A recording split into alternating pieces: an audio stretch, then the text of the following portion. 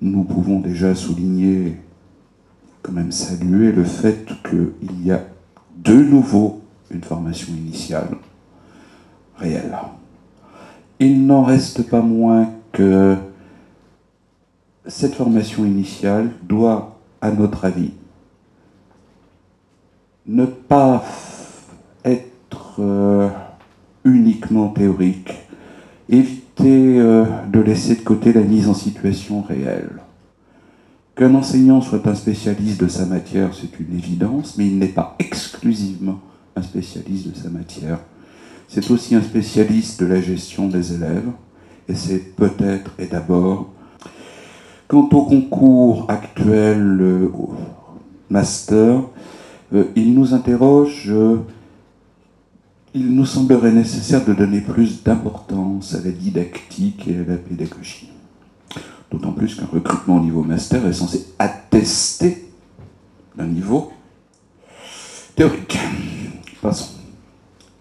Sur la formation continue, c'est le parent pauvre, puisque c'est la variable d'adaptation budgétaire chaque année.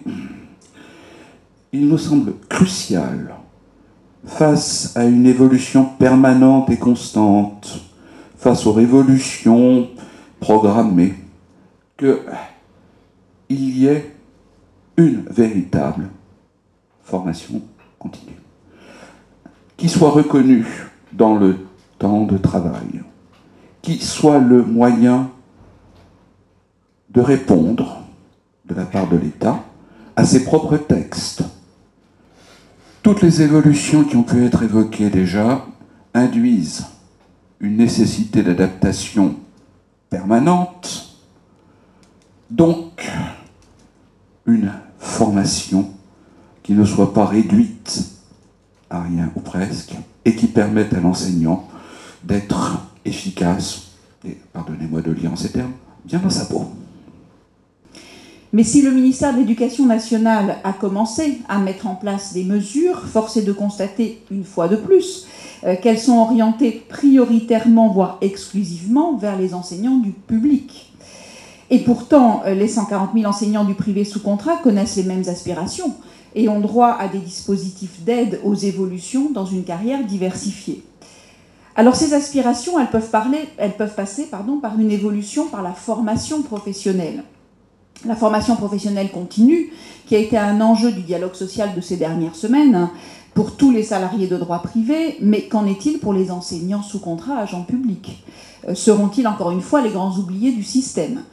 Ce qui existe aujourd'hui, pour penser une passerelle, c'est le congé de formation professionnelle qui a pour but de permettre aux enseignants des établissements d'enseignement privé de parfaire leur formation professionnelle, mais également d'effectuer une reconversion. Ce congé est de maximum 3 ans, donc 12 mois rémunérés. On peut voir peut-être une similarité avec le congé individuel de formation. Donc cette contrainte de service auprès d'une administration pendant une durée égale au triple doit être aménagée, soit par un accès réel à des postes au sein des diverses administrations, territoriales, hospitalières ou d'État, qui aujourd'hui n'existent pas pour nous, soit cette contrainte doit pouvoir être levée par une possible sortie du circuit de l'administration et par l'ouverture vers une carrière vers le secteur privé sans aucun délai de carence qui périme la formation.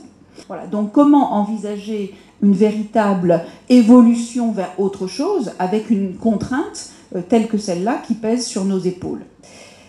Il faut une fluidité entre les secteurs d'activité pour sortir de la nasse, et ce terme est quand même très fort, décrite précédemment. La carrière de l'enseignant doit être émaillée de chemins possibles. Il doit être possible de suivre une formation, il doit être possible de travailler partiellement ou totalement dans une entreprise privée. Il doit être possible de revenir partiellement ou totalement à mon métier d'enseignant. Et cette alternance des temps de travail doit être offerte à tous les enseignants qui le souhaitent. Et pourquoi pas la création d'une entreprise? La loi de juillet 83 expliquait clairement qu'on ne pouvait pas exercer une activité lucrative de quelque nature que ce soit, mais plus récemment, la loi du 3 août 2009 a ouvert la possibilité de l'auto-entreprise pour les enseignants, mais encore dans un carcan, avec encore des limites de temps, avec encore des limites de durée. Donc il conviendrait que l'esprit entrepreneurial que l'on souhaite et qui existe aussi chez les enseignants soit encouragé pour leur permettre de développer d'autres talents, d'exercer d'autres missions hors de l'école, à temps partiel ou temps plein, avec plus de souplesse et en toute légalité. On connaît tous des situations dans lesquelles, effectivement, ça se pratique, mais ça n'est pas dans les règles